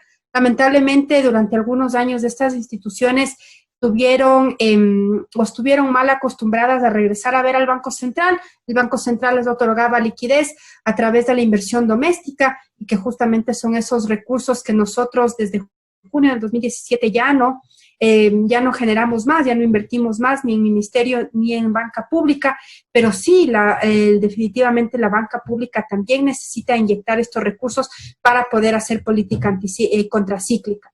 Desde el lado fiscal también con unas finanzas públicas bastante deterioradas, una política fiscal contracíclica como se mencionaba aquí, de que el Banco Central puede inyectar liquidez, compren, ¿no es cierto?, bonos del Tesoro de cualquier banco, como lo está haciendo Colombia, Perú. Entonces el Banco Central lo compra, le da al Ministerio de Finanzas y eso coloca en la economía, es más fácil. Pero nosotros no tenemos esa facilidad y como digo, con estas finanzas también públicas un poco complicadas, es difícil hacer política contracíclica en este momento. Por eso lo que nosotros como gobierno nacional hemos visto, y yo lo he dicho públicamente, en este momento necesitamos recursos de endeudamiento externo, que es lo más rápido que podemos tener, endeudamiento externo en mejores condiciones para que el Ministerio de Finanzas lo tenga para las necesidades fiscales, de reactivación productiva, de reactivación también económica y, por supuesto, para atender la emergencia sanitaria y el sector privado que también pueda tener créditos a través del sistema financiero privado y de la economía popular y solidaria con estos recursos adicionales que pueden venir del exterior. Muchísimas gracias, Verónica. La siguiente pregunta es para Andrea Villarreal. ¿Es probable que los procesos para acceder a créditos teniendo en cuenta los temores al contagio sean una barrera para la demanda de crédito, según las cifras mencionadas por el Banco Central del Ecuador? En términos de digitalización, ¿cómo se preparan los 24 bancos a nivel nacional para afrontar estos desafíos que requieren soluciones a muy corto plazo? Gracias, Nicole. Sí, referente a la primera pregunta sobre justamente los criterios y los análisis que se están haciendo para el otorgamiento y conceder nuevos créditos desde las instituciones financieras, importante comentarles que ante un escenario adverso como el que vivimos actualmente, las expectativas de que las pérdidas esperadas puedan aumentar en los bancos son algo que están siendo tomadas en cuenta dentro de los análisis de riesgo y dentro de las provisiones que, como les mostré, se están haciendo desde los bancos. Por supuesto, los nuevos análisis de riesgo que se están haciendo están incorporando parámetros técnicos y nueva información de lo que está pasando hoy por hoy en la economía, de cómo los diferentes sectores y actividades económicas están siendo afectadas. Y por supuesto, lo más importante acá es que dentro de todos estos nuevos análisis y estas nuevas variables que tendrán que reflejar la realidad que tienen los hogares y las familias post-COVID, es decir, una vez que han sufrido el shock y tendrán que hacer estos análisis incorporando la nueva realidad que estamos enfrentando actualmente. Con estos nuevos análisis, la coyuntura, el deseo que se tiene desde la banca privada y precisamente por eso también el deseo de traer mayores recursos desde el exterior, es que se logre colocar estos recursos para apoyar a la reactivación productiva. En este sentido, se harán los análisis de riesgo correspondientes, siempre con análisis técnicos muy elevados para salvaguardar a los depósitos, pero considerando que lo que se busca es apoyar a la recuperación. En este sentido, se darán prioridades hacia canalización de créditos a corto plazo que permitan a los hogares, a las empresas, retomar sus actividades normales y volver a su flujo que tenían previamente antes de la crisis. Entonces, se reforzarán, por supuesto, los análisis de riesgo dentro de conceder nuevos créditos, pero al mismo tiempo también se priorizará la recuperación de hogares y familias en medio de la crisis. Respecto a la segunda pregunta sobre el tema de innovación que comentaban y todos los sistemas de digitalización y cómo están actualmente, es algo que brevemente lo mencioné al final de mi presentación y muchas gracias por permitirme este espacio para profundizar en esta parte. que es importantísimo mencionar que dentro de lo que ha sido toda la crisis, las inversiones para mejorar todo el tema digital, tanto en seguridad como temas informáticos que permitan un servicio ininterrumpido de la banca, se dieron antes de la crisis. Antes de la crisis la banca ya venía preparada y precisamente a la par con las nuevas innovaciones y lo nuevo que está en el mercado financiero internacional. Entonces, afortunadamente se tomaron estas decisiones correctas antes y esto permitió que los servicios se den de manera ininterrumpida. Hoy por hoy, alrededor del 90% de las transacciones financieras se están realizando online, lo cual es importantísimo para que no haya ningún servicio ininterrumpido y tanto los depositantes como los clientes que tiene la banca puedan sentir este respaldo de que se está dando este servicio y este acompañamiento continuo. Muchísimas gracias, Andrea. La última pregunta está dirigida para Rodrigo Espinosa. Estipula, desde su experiencia, ¿usted considera que debería aplicarse un abandono de las medidas de austeridad que muchos países venían implementando y además generar un acuerdo global de financiamiento al que denominan COVID Marshall Plan, como lo sugieren los Nobel de Economía 2019, Duflo y Banjeri? Bueno, indudablemente que la respuesta a nivel global está generando lo que les mencionaba yo, una expansión inusual coordinada desde el punto de vista fiscal y monetario. Son planes mayores que el plan Marshall. Hablar de que la Reserva Federal está comprando activos por 7 trillones de dólares, por el 38% del PIB de los Estados Unidos, y así todos los países desarrollados, son planes de expansión que superan el plan Marshall. Yo les señalaba que el déficit fiscal de los Estados Unidos para el año 2020 va a superar al déficit que tuvo los Estados Unidos en el año 46, una vez que se produjo el financiamiento que dio los Estados Unidos para la recuperación de toda Europa. Entonces, lo que está sucediendo con estas políticas de expansión es extremadamente importante. Y entonces eso ya está presente en la economía mundial. Lo que yo, si me permiten, quisiera hablar de una cosa que tiene que ver con la economía interna. Yo creo que el Ecuador es el país, yo creo, casi en el mundo, que tiene la tasa de interés más alta. Entonces, en este momento de crisis a nivel mundial, la expansión cuantitativa ha generado que en algunos países la tasa de interés sea casi negativa. Estamos en tasas de interés de 0. El Ecuador ha tenido la suerte, yo creo que el sector financiero ha tenido la suerte, de que la tasa de interés ha estado fijado por la autoridad y que ésta mantiene tasas de interés extremadamente elevadas. ¿Cómo es posible que el Ecuador, con una tasa de inflación tan baja, tenga esas tasas de interés?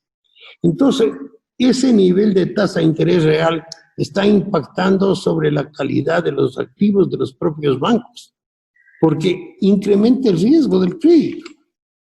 Entonces, deberíamos pensar, ahora es un poco complicado, pero deberíamos pensar en la posibilidad de mejorar el riesgo de los clientes, reduciendo los costes del financiamiento. Y la banca, yo creo que lo que nos presentó Andrea de una baja en las utilidades, yo creo que la banca debe estar esperando que para el año 2020 las utilidades como consecuencia de este problema que tenemos van a ser muy limitadas o pequeñísimas, pero haría un gran favor la banca de tratar de reducir la tasa de interés, y en eso toca también a Verónica, ver la posibilidad, a pesar de que el Congreso ya dijo que deben bajar las tasas, todavía no se ve eso. Yo creo que una de las políticas anticíclicas más importantes que podemos tener es reducir la tasa de interés. Eso es importantísimo porque va a mejorar el riesgo de los clientes. Les va a permitir enfrentar de una mejor manera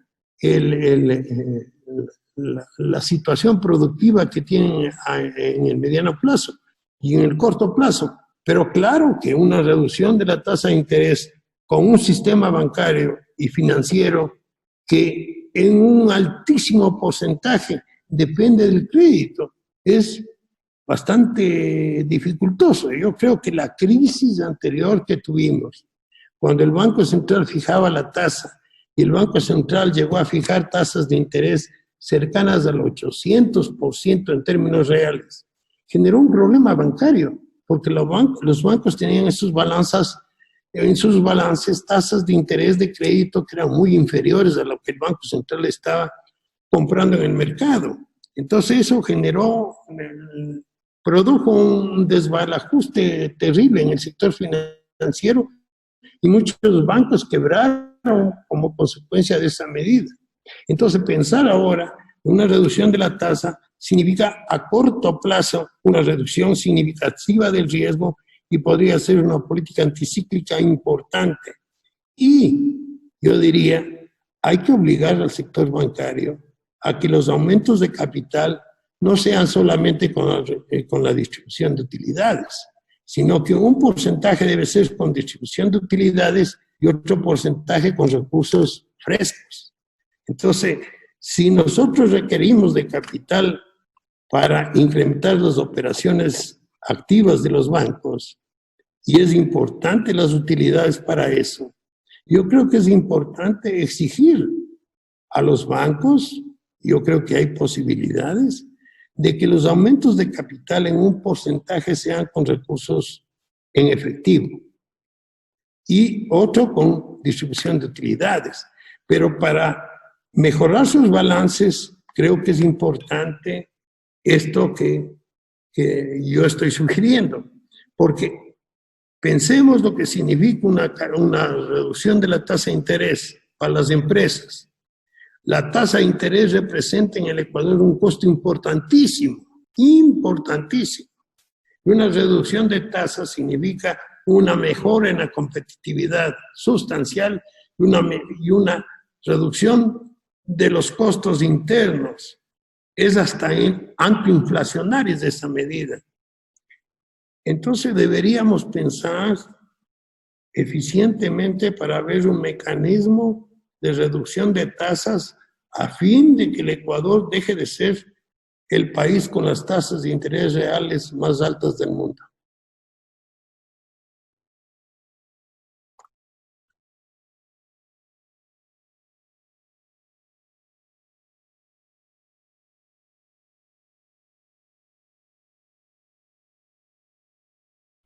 Bueno, quería agradecerles, Verónica, muchísimas gracias por su tiempo. Andrea, Rodrigo, muchísimas gracias por su valioso tiempo. Realmente ha sido gratificante y también pues muy valiosa su presencia el día de hoy en términos de conocimiento. Hemos tenido aproximadamente 100 personas entre Zoom y Facebook y pues creo que ellos también están muy agradecidos de su ponencia y también de los datos que nos han presentado, que son realmente valiosos para la academia. Muchas gracias. Uniéndonos al agradecimiento de Axel, también queremos agradecer a los asistentes de las conferencias que hemos realizado a lo largo de estos 2 días. De forma especial, también extender nuestro reconocimiento a cada uno de los ponentes que dedicaron su tiempo en la preparación del material y se desempeñaron de manera excepcional durante sus intervenciones, compartiendo su conocimiento a todos los participantes. De la misma forma, queremos dar las gracias a las asociaciones que hicieron posible el primer coloquio financiero interuniversitario. Entre ellas se encuentran la Asociación Escuela de Economía de la PUCE, el Círculo Adam Smith de la UES, de Panchonomist de la USFQ y la Asociación de Estudiantes de la Facultad de Ciencias Económicas y Administrativas de la Católica de Guayaquil. Han sido días de rotundo éxito gracias a la información y sobre todo la experiencia de todos los panelistas participantes, donde muchos estudiantes y profesionales han sido servidos por todo lo que se ha preparado con mucho esfuerzo, pero sobre todo con mucho cariño, para dar en algo en excelencia. Este primer coloquio ha dejado mucho aprendizaje, pero sobre todo la vara muy alta. Estamos seguros que para una próxima ocasión seremos más asociaciones trabajando por ese mismo fin, esa excelencia académica de cada uno de nosotros. Efectivamente, Joan. En todo ese seminario hemos tenido el placer de contar con alrededor de 700 personas en este primer coloquio financiero interuniversitario. Y eso es gracias a todos los excelentes profesionales que nutrieron académicamente a las centenas de personas que se conectaron en este espacio. Como grupo de estudiantes, esto nos motiva a seguir trabajando para en un futuro desarrollar más proyectos y traer ante ustedes más espacios de conocimiento. Esperamos que este sea el inicio de un debate en redes profundo y permanente que debemos generar desde los distintos sectores de la academia en base a la resiliencia y aprovechando las ventajas que nos brindan las herramientas tecnológicas. Desde nuestras representaciones reafirmamos nuestro compromiso con nuestras compañeras, compañeros y con la sociedad en general, brindando herramientas útiles en momentos oportunos para su provechoso y enriquecedor uso en términos de su formación continua y profesional.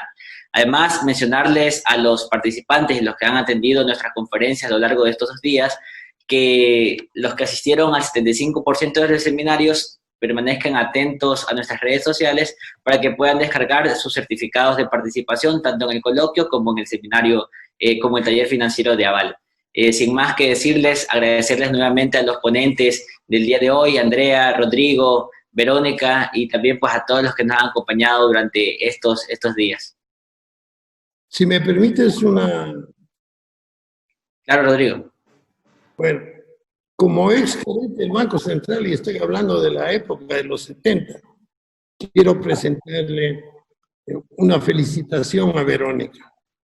Me he quedado sumamente impresionado de los conocimientos de Verónica y que veo que en la parte estadística el Banco Central está continuando con los esfuerzos que han venido haciendo desde que se fundó el Banco Central.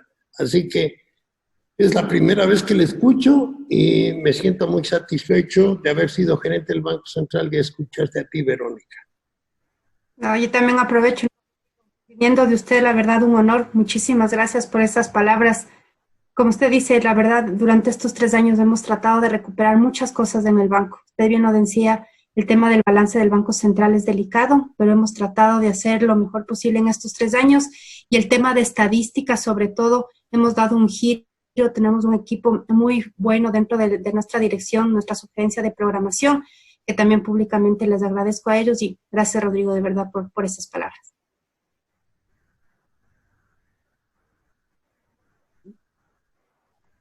Perfecto. Sin más, pues damos por concluido el primer coloquio financiero interuniversitario y pues agradecerles su presencia.